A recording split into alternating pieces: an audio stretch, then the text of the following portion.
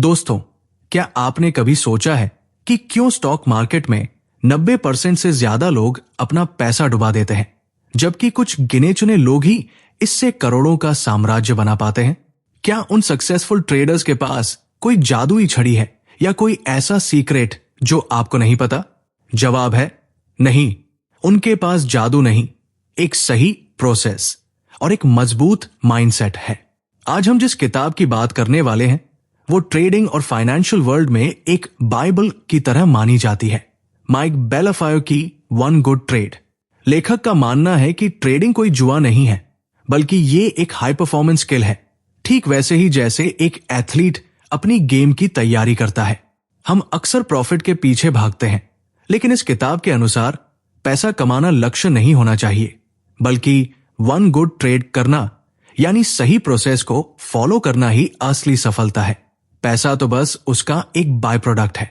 Real wealth rebuild के इस video में हम सिर्फ चार्ट्स या पैटर्न्स की बात नहीं करेंगे, बल्कि उस साइकोलॉजी को डिकोड करेंगे जो एक आम इंसान को एक प्रोफेशनल ट्रेडर बनाती है। अगर आप भी अपनी फाइनेंशियल फ्रीडम की जर्नी को लेकर सीरियस है और वो गलतियां नहीं करना चाहते जो हर नया व्यक्ति करता है, तो ये वीडियो आपके लिए ही है। इस वीडियो के अंत तक आप जान जाएंगे कि कैसे अपने इमोशंस को कंट्रोल करके मार्केट में एक लंबी पारी खेली जाती है। तो चलिए बिना समय गवाए शुरू करते हैं और सीखते हैं अमीर बनने का ये असली और प्रैक्टिकल रास्ता। दोस्तों, चलिए सबसे पहले उस भ्रम को तोड़ते हैं जो हम सब बचपन से सुनते आ रहे हैं कि अगर जेब में पैसा आया तो हमने सही काम किया और अगर पैसा गया तो हमने गलती की। लेकिन ट्रेडिंग की दुनिया में ये नियम बिल्कुल उल्टा काम करता है, और यही इस किताब का सबसे बड़ा और पहला सबक है। लेखक माइक बेलाफियोर इस किताब की शुरुआत में ही एक बहुत गहरी और चौंकाने वाली बात कहते हैं। वो कहते हैं कि एक गुड ट्रेड का मतलब ये बिल्कुल नहीं है कि आपने कितना पैसा कमाया, बल्कि एक गुड ट्रेड वो है जहां आपने अपने प्लान को, अपने नियमों को और अपने रिस्क मैनेजमेंट को सही तरीके से फॉलो किया, चाहे उसका नतीजा कुछ भी हो, प्रॉफिट या लॉस। अब आप सोच रहे होंगे कि भला लॉस वाला ट्रेड अच्छा कैसे हो सकता है, तो इसे एक उदाहरण से समझते हैं। जरा सोचिए, आपने कोई स्टॉक सिर्फ इसलिए खरीद लिया क्योंकि आपके दोस्त ने कहा था, या टीवी पर किसी ने चिल्लाकर बोला। आपने कोई रिसर्च नहीं की, कोई स्टॉप लॉस नहीं लगाया और बस भगवान भरोसे पैसा लगा दिया। अब किस्मत से वो स्टॉक ऊपर चला गया और आपने अच्छा प्रॉफिट कमा लिया, आप खुश हो जाएंगे। लेकिन लेखक के अनुसार ये आपकी जिंदगी का सबसे खराब ट्रेड था। क्यों? क्योंकि इसने आपको गलत आदत डाल दी। ये प्रॉफिट आपकी स्किल नहीं, बाजार की मेहरबानी थी, और ये जुआ है। जिस दिन बाजार मेहरबान नहीं होगा, आप वो सारा पैसा और उससे भी ज्यादा एक ही झटके में गवा देंगे, क्योंकि आपको पता ही नहीं था कि आप कर क्या रहे हैं। वही दूसरी तरफ मान लीजिए आपने पूरी रिसर्च की चार्ट्स देखे, फंडामेंटल्स चेक किए और एक सही जगह पर एंट्री ली। आपने पहले से तय किया कि अगर ये स्टॉक मेरी दिशा में नहीं गया तो मैं एक छोटा सा लॉस लेकर निकल जाऊंगा। अचानक मार्केट में कोई बुरी खबर आई, स्टॉक गिरा और आपका स्टॉप लॉस हिट हो गया। आपको नुकसान हुआ, पैसा आपकी जेब से गया। लेकिन माइक बेलाफियोर इसे एक गुड ट्रेड मानते हैं। जी हां, एक बेहतरीन ट्रेड, क्योंकि आपने यहां अपनी पूंजी को बचाया, आपने अनुशासन दिखाया। पैसा तो आज नहीं तो कल आ जाएगा, लेकिन अगर अनुशासन टूट गया तो करियर खत्म हो सकता है। इस किताब का पूरा सार यही है कि आपको रिजल्ट से खुद को अलग करना पड़ेगा। हम इंसानों की फितरत है कि हम हर चीज को परिणाम से तौलते हैं, लेकिन शेयर बाजार अनिश्चित है। यहां आप सब कुछ सही करके भी पैसा हार सकते हैं और सब कुछ गलत करके भी पैसा कमा सकते हैं। लेखक हमें समझाते हैं कि हमें प्रॉफिट्स के पीछे नहीं, बल्कि प्रोसेस के पीछे भागना है। अगर आपका प्रोसेस सही है, आप सही वजहों से ट्रेड ले रहे हैं, तो प्रॉफिट तो बस उसका एक बाय प्रोडक्ट है जो खुद ब खुद आपके पास आएगा। लेकिन अगर आप प्रोसेस को छोड़कर सिर्फ हरे रंग के प्रॉफिट को देख रहे हैं, तो आप एक बहुत बड़ी मुसीबत को दावत दे रहे हैं। तो दोस्तों, आज से जब भी आप कोई ट्रेड लें या कोई निवेश करें, तो खुद से ये मत पूछिए कि इसमें मुझे कितना पैसा मिलेगा, बल्कि खुद से ये पूछिए कि क्या ये ट्रेड मेरे नियमों के मुताबिक है, क्या मैंने अपना होमवर्क किया है। क्योंकि याद रखिए, एक जुआरी सिर्फ जैकपॉट देखता है, लेकिन एक प्रोफेशनल ट्रेडर हमेशा अपना प्रोसेस देखता है। और यही वो छोटा सा फर्क है जो आपको भीड़ से अलग करेगा। अब जब हम ये समझ चुके हैं कि असल में एक अच्छा ट्रेड क्या होता है, तो चलिए अब ये देखते हैं कि बाजार में किस तरह के लोग आते हैं और आप उनमें से कौन है, क्योंकि खुद को पहचानना इस सफर का अगला कदम है। प्रोसेस को समझने के बाद अब सबसे बड़ा सवाल यह आता है कि उस प्रोसेस को फॉलो करने वाला इंसान, यानी कि आप असल में कौन है, क्योंकि लेखक माइक बेलाफियोर का मानना है कि मार्केट में आपकी सबसे बड़ी दुश्मन कोई बाहरी ताकत नहीं बल्कि आप खुद होते हैं। इस हिस्से में लेखक ने मार्केट में फेल होने वाले लोगों को कुछ बहुत ही दिलचस्प कैटेगरीज में बांटा है, जिसमें सबसे प्रमुख है द अनट्रेडर। ये शब्द सुनने में थोड़ा अजीब लग सकता है, लेकिन इसकी गहराई को समझना बहुत जरूरी है। अनट्रेडर अक्सर वो लोग होते हैं जो अपनी निजी जिंदगी में बहुत सफल होते हैं। हो सकता है वो कोई बहुत बड़े डॉक्टर हो, कोई शानदार इंजीनियर हो या कोई सफल बिजनेस टाइकून हो। उन्हें लगता है कि क्योंकि वो अपनी फील्ड में चैंपियन है, क्योंकि उनके पास दुनिया भर की डिग्रियां हैं, तो वो शेयर बाजार को भी चुटकियों में समझ लेंगे। और यही उनकी सबसे बड़ी गलती होती है। ये अहंकार उन्हें सीखने नहीं देता। वो मार्केट को एक बिजनेस की तरह नहीं बल्कि एक एटीएम मशीन की तरह देखते हैं। उन्हें लगता है कि बस कंप्यूटर के सामने बैठना है, कुछ बटन दबाने हैं और पैसा अपने आप निकल कर आ जाएगा। लेकिन दोस्तों, लेखक हमें याद दिलाते हैं कि मार्केट को आपकी डिग्रियों से, आपके बैंक बैलेंस से या आपके सामाजिक रुतबे से कोई फर्क नहीं पड़ता। मार्केट सुप्रीम है और वो किसी का सगा नहीं है। माइक बेलाफियोर अपनी किताब में ऐसे कई किस्से बताते हैं जहां बहुत होशियार लोग उनके ऑफिस में आए, लेकिन उन्होंने मार्केट की इज्जत नहीं की, उन्होंने होमवर्क करना जरूरी नहीं समझा और नतीजा ये हुआ कि मार्केट ने उन्हें बहुत बुरी तरह बाहर फेंक दिया। ठीक वैसे ही जैसे आप बिना मेडिकल की पढ़ाई किए किसी का ऑपरेशन नहीं कर सकते, वैसे ही बिना स्किल के आप यहां से पैसा नहीं ले जा सकते। और जब ऐसे लोग पैसा गवा देते हैं तो वो दूसरी कैटेगरी में चले जाते हैं, जिसे लेखक द ट्रेडर हैटर कहते हैं। ये वो लोग हैं जो अपनी गलती मानने के बजाय पूरी दुनिया को दोष देते हैं। ट्रेडर हैटर वही इंसान है जो लॉस होने पर कहता है कि मार्केट तो फिक्स है, यहां तो सिर्फ बड़े लोगों का राज चलता है, ये सब सट्टा है, या फिर कंप्यूटर एल्गोरिथम ने मेरा पैसा खा लिया। वो खुद को एक पीड़ित की तरह पेश करते हैं और अपनी नाकामयाबी के लिए बाजार को कोसते हैं। लेकिन सच तो यह है कि वो कभी शीशे में देख ही नहीं पाते कि गलती बाजार की नहीं, उनकी अपनी तैयारी और डिसिप्लिन की थी। तो दोस्तों, अगर आप वाकई में इस फील्ड में कुछ बड़ा करना चाहते हैं तो आज ही अपने अंदर झांक कर देखिए, कहीं आपके अंदर भी वो अनट्रेडर तो नहीं छुपा बैठा जो रातों रात अमीर होने के सपने देख रहा है। लेखक कहते हैं कि बाजार को एटीएम मशीन समझना बंद कीजिए और इसे एक गंभीर पेशे की तरह इज्जत दीजिए। जिस दिन आप अपनी गलतियों की जिम्मेदारी लेना शुरू कर देंगे और मार्केट को कोसना बंद कर देंगे, उसी दिन से आप एक प्रोफेशनल ट्रेडर बनने की राह पर पहला कदम बढ़ा देंगे। क्योंकि जब आप इज्जत देंगे तभी मार्केट आपको रिवॉर्ड देगा। और अब जब हम अपनी मानसिकता को सही कर चुके हैं, तो चलिए अब उस सबसे जरूरी स्किल की तरफ बढ़ते हैं जिसके बिना ट्रेडिंग अधूरी है, और वो है सही स्टॉक को चुनने की कला। अब जब हमने अपनी मानसिकता को सुधार लिया है और ये समझ लिया है कि हम किस तरह के ट्रेडर हैं, तो अगला सबसे महत्वपूर्ण सवाल ये आता है कि आखिर हम ट्रेड करें क्या? क्योंकि दोस्तों, बाजार में हजारों कंपनियां लिस्टेड हैं और हर रोज हजारों स्टॉक्स ऊपर नीचे हो रहे हैं। तो क्या हम किसी भी स्टॉक में पैसा लगा दे? जी नहीं। लेखक माइक बेलाफियोर यहां एक बहुत ही दमदार कॉन्सेप्ट देते हैं जिसे वो स्टॉक्स इन प्ले कहते हैं, और ये कॉन्सेप्ट आपकी ट्रेडिंग का नक्शा बदल सकता है। माइक का मानना है कि नए ट्रेडर्स अक्सर ये गलती करते हैं कि वो उन स्टॉक्स में ट्रेड करने की कोशिश करते हैं जो शांत पड़े हैं या जिनमें कोई हलचल नहीं है। वो सोचते हैं कि ये सेफ है, लेकिन ट्रेडिंग की दुनिया में शांत पानी का मतलब है no profit. Stocks in play का सीधा सा मतलब है वो स्टॉक्स जिनके पीछे कोई ताजा खबर है, कोई अर्निंग्स रिपोर्ट आई है या कोई बहुत बड़ा बदलाव हुआ है। आसान शब्दों में कहें तो हमें वहां होना है जहां एक्शन है, जहां भीड़ है और जहां पैसा हाथों हाथ बदला जा रहा है। इसे एक बहुत ही सरल उदाहरण से समझते हैं। जरा सोचिए, आप शिकार पर निकले हैं।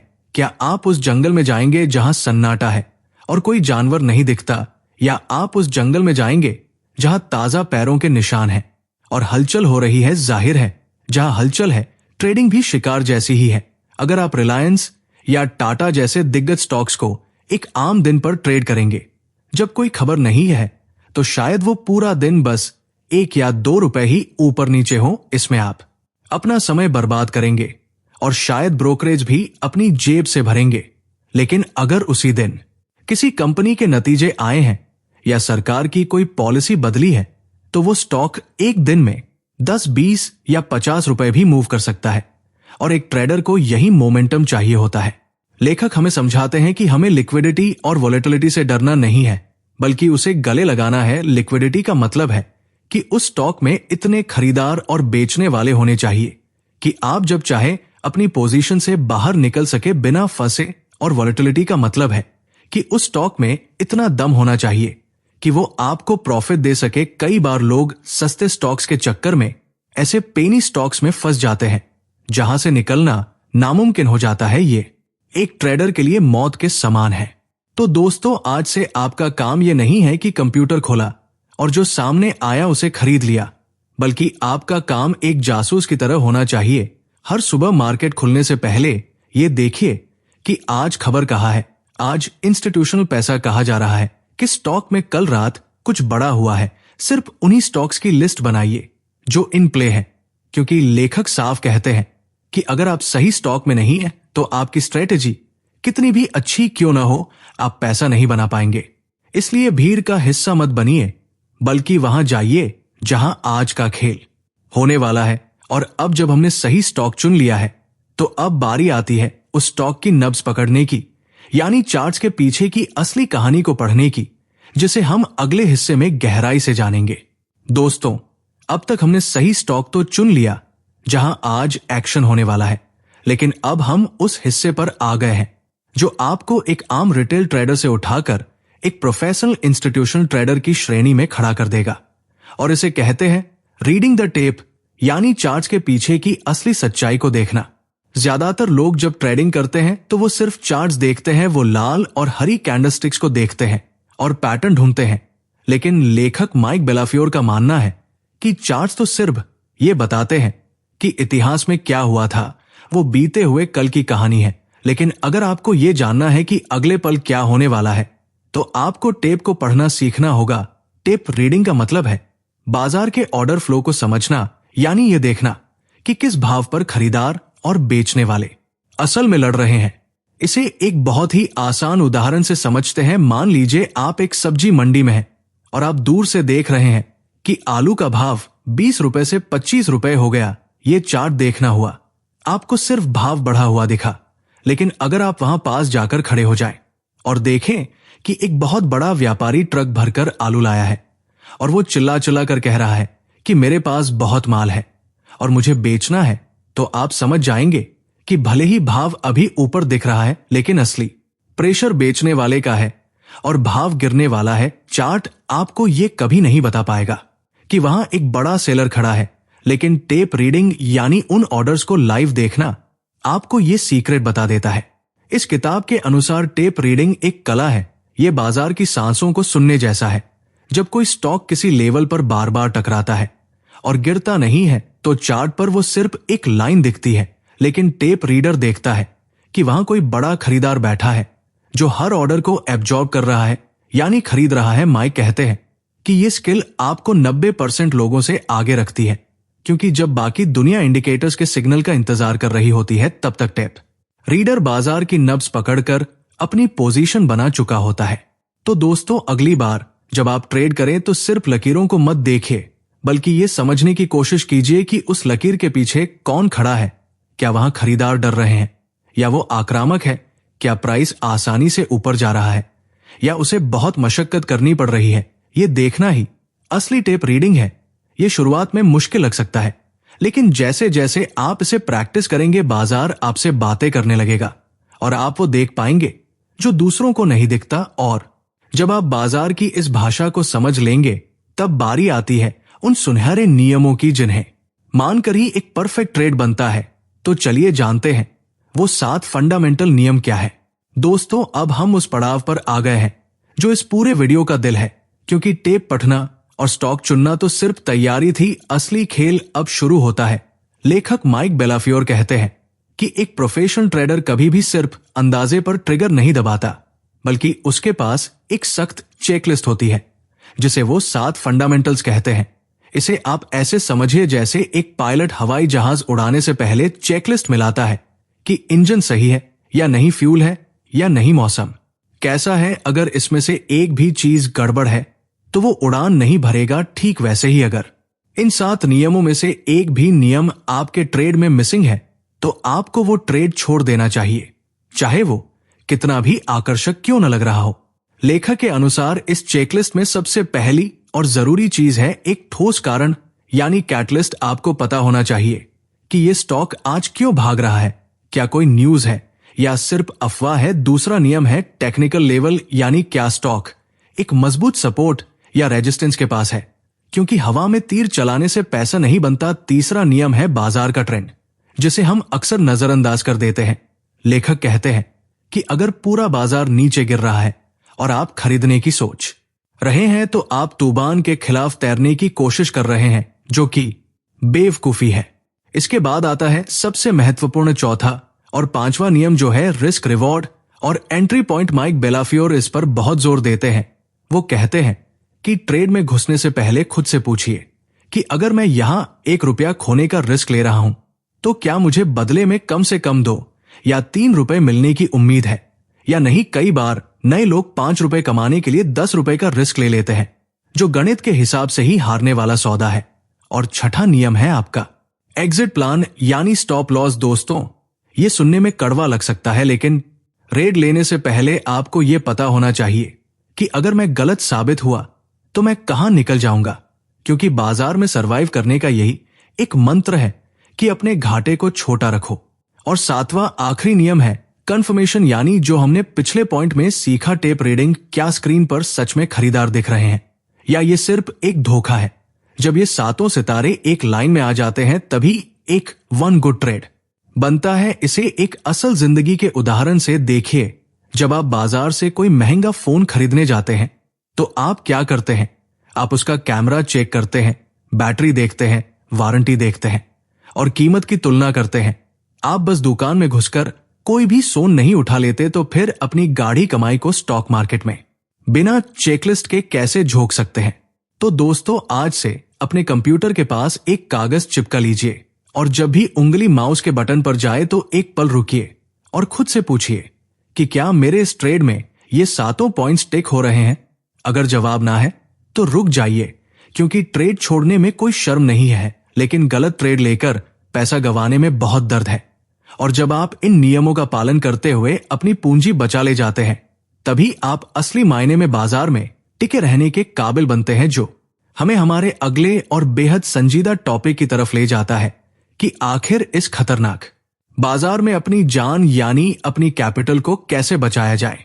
दोस्तों, 7 नियमों की चेकलिस्ट बनाने के बाद भी क्या इस बात की गारंटी है कि आपको प्रॉफिट ही होगा जी? नहीं। और यहीं पर आता है ट्रेडिंग की दुनिया का सबसे कड़वा सच, जिसे स्वीकार करने में लोगों को सालों लग जाते हैं, और वो है रिस्क मैनेजमेंट और सर्वाइवल यानी बाजार में जिंदा बचे रहना। लेखक माइक बेलाफियोर अपनी किताब में एक बहुत ही शानदार बात कहते हैं, जो हर ट्रेडर के दिमाग में छप जानी चाहिए। वो कहते हैं कि आप दुनिया के सबसे होशियार इंसान हो सकते हैं, आपकी चार्ट रीडिंग सबसे अच्छी हो सकती है, लेकिन अगर आपके पास पैसा ही खत्म हो गया तो आप गेम से बाहर हैं, और गेम से बाहर होने के बाद आपकी होशियारी किसी काम की नहीं है। इस बात को गहराई से समझिए। ट्रेडिंग कोई 100 मीटर की दौड़ नहीं है जिसे एक बार में जीतना है। ये एक मैराथन है जहां जीतना जरूरी नहीं है, बल्कि अंत तक दौड़ते रहना जरूरी है। नए लोग अक्सर ये गलती करते हैं कि वो एक ही ट्रेड में अमीर बनने की कोशिश करते हैं और अपनी पूरी कैपिटल को दांव पर लगा देते हैं। लेकिन लेखक कहते हैं कि आपकी कैपिटल यानी आपका पैसा ही आपकी ऑक्सीजन है। अगर ऑक्सीजन तत्व तो खेल तत्व। इसलिए एक प्रोफेशनल ट्रेडर कभी भी ये नहीं सोचता कि मैं कितना कमाऊंगा, बल्कि वो हमेशा ये सोचता है कि अगर मैं गलत हुआ तो मैं कितना गवाऊंगा और क्या मैं उस घाटे को बर्दाश्त कर पाऊंगा। इसे एक बहुत ही साधारण उदाहरण से समझते हैं। मान लीजिए आप एक जंग के मैदान में फौजी हैं, आपकी गोलियां ही आपका पैसा है। अगर आप दुश्मन को देखे बिना अंधाधुंध सारी गोलियां पहले ही मिनट में चला देंगे, तो जब असली दुश्मन सामने आएगा तब आप क्या करेंगे? तब आप निहत्थे होंगे और मारे जाएंगे। ठीक वैसे ही बाजार में मौके बार बार आएंगे, लेकिन अगर उन मौकों को भुनाने के लिए आपके पास पैसा ही नहीं बचेगा तो आप सिर्फ अफसोस करेंगे। इसलिए लेखक कहते हैं कि लॉस लेना सीखिए। छोटा लॉस लेना कोई शर्म की बात नहीं है, बल्कि ये तो एक बिजनेस का खर्च है। जैसे एक दुकानदार दुकान का किराया देता है, वैसे ही स्टॉप लॉस हिट होना ट्रेडिंग का किराया है। दिक्कत तब होती है जब हमारा ईगो यानी अहंकार बीच में आ जाता है। हमें लगता है कि मैं गलत कैसे हो सकता हूं, और हम डूबते हुए ट्रेड को और पैसा देकर बचाने की कोशिश करते हैं, जिसे एवरेजिंग कहते हैं। और इस किताब के अनुसार ये सबसे बड़ी बेवकूफी है। डूबते जहाज में और वजन नहीं डाला जाता, बल्कि उससे कूदकर जान बचाई जाती है। याद रखिए, बाजार को आपकी भावनाओं से कोई मतलब नहीं है, वो बेरहम है। तो दोस्तों, आज से एक कसम खा लीजिए कि आप कभी भी एक ट्रेड में अपने कैपिटल का इतना बड़ा हिस्सा रिस्क पर नहीं लगाएंगे कि रात को नींद ना आए। अगर ट्रेड आपके खिलाफ जा रहा है तो अपने प्लान पर डटे रहिए और काट दीजिए उस सौदे को, क्योंकि जब तक जेब में पैसा है तब तक कल एक नया सूरज उगेगा और एक नया मौका मिलेगा। लेकिन अगर पैसा खत्म हो गया तो मौके तो आएंगे पर आप नहीं होंगे। तो अपनी कैपिटल की रक्षा करना ही आपका सबसे बड़ा धर्म है। और जब आप जिंदा रहना सीख जाते हैं तब बारी आती है खुद को हर रोज निखारने की, यानी एक बेहतर ट्रेडर बनने की, जो हमारा अगला और आखिरी पड़ाव है। दोस्तों, बाजार में अपनी पूंजी बचाकर टिके रहना तो हमने सीख लिया, लेकिन क्या सिर्फ टिके रहने से आप अमीर बन जाएंगे? बिल्कुल नहीं। टिके रहना तो बस शुरुआत है। असली सफर है हर दिन खुद को कल से बेहतर बनाना, और यही वो 7वां और आखिरी पिलर है जो एक आम इंसान को एक लीजेंडरी ट्रेडर बनाता है। कांस्टेंट इंप्रूवमेंट, यानी निरंतर सुधार। लेखक माइक बेलाफियोर कहते हैं कि एक प्रोफेशनल ट्रेडर और एक जुआरी में सबसे बड़ा फर्क यही होता है कि जुआरी सिर्फ नतीजे की परवाह करता है। जीत गया तो खुश, हार गया तो दुखी। लेकिन एक प्रोफेशनल ट्रेडर नतीजे से ज्यादा अपने रिव्यू पर ध्यान देता है। माइक का मानना है कि शेयर बाजार कोई रुकी हुई झील नहीं है, ये एक बहती हुई नदी है जो हर पल अपना रास्ता, अपनी चाल और अपना मिजाज बदलती रहती है। जो स्ट्रेटजी आज आपको पैसा बनाकर दे रही है, हो सकता है कल वो बाजार के बदलते ही बेकार हो जाए। इसलिए लेखक कहते हैं कि आपको एक विद्यार्थी की तरह हमेशा सीखते रहना होगा। बहुत से लोग ट्रेडिंग करते हैं, लॉस खाते हैं और फिर अगले दिन उसी उम्मीद में आ जाते हैं कि आज किस्मत साथ देगी, लेकिन वो कभी रुककर ये नहीं देखते कि कल गलती कहाँ हुई थी। लेखक इसे महंगी ट्यूशन फीस कहते हैं, यानी आप बाजार को लॉस के रूप में फीस तो दे रहे हैं, लेकिन बदले में कुछ सीख नहीं रहे हैं। इसे हम क्रिकेट के एक बहुत ही शानदार उदाहरण से समझ सकते हैं।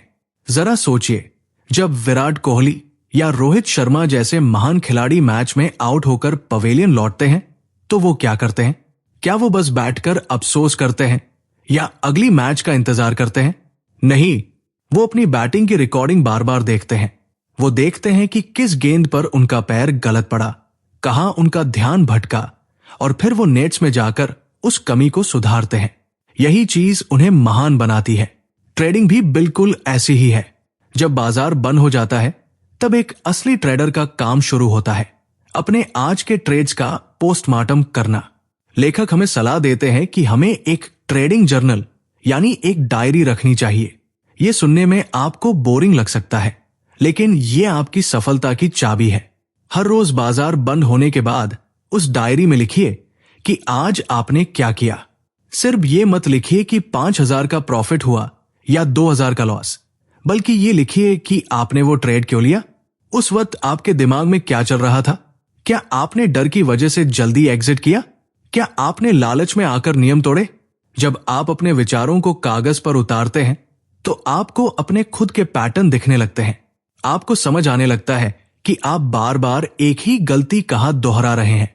तो दोस्तों, इस किताब का ये आखिरी सबक अपने दिल में बिठा लीजिए कि हर दिन का लक्ष्य सिर्फ पैसा कमाना नहीं, बल्कि एक बेहतर ट्रेडर बनना होना चाहिए। अगर आप आज कल से बेहतर ट्रेड कर रहे हैं, अगर आपकी गलतियां कम हो रही हैं, तो पैसा तो झक मारकर आपके पीछे आएगा। खुद को बाजार के हिसाब से ढालना सीखिए, अपनी गलतियों को अपना गुरु बनाइए, और कभी भी ये मत सोचिए कि आपको सब कुछ आता है, क्योंकि जिस दिन आपने सीखना बंद कर दिया उसी दिन आप जीतना बंद कर देंगे।